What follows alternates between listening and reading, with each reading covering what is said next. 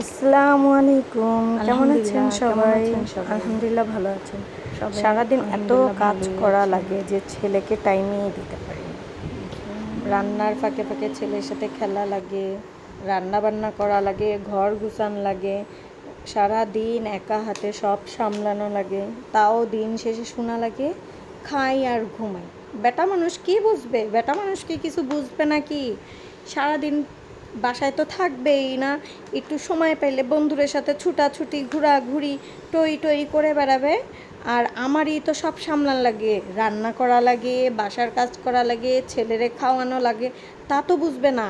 ছেলের কোনো কিছু করতে বললে, গোসল করাতে বললে চেতে যাবে, ঘর গুছাইতে বললে রেগে যাবে। তারা নাকি বাইরের কাজে তারা অনেক ব্যস্ত। দিন শেষে শোনা লাগে খাওয়ার ঘুমাও তো কিছু বুঝো না। একদিন ঘরের কাজ করলে বুঝবে কীরকম লাগে, তা তো করে না, তার জন্য তারাও বুঝে না।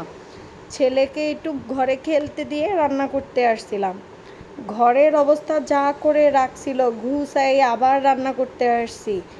এসে রান্না শেষে যাই দেখি তো তার অবস্থা বেহাল অবস্থা। এরকম অবস্থা হলে হয়? ঘর সারাদিন গুছান লাগে, তাও শোনা লাগে আমরা কিচ্ছুই করি না।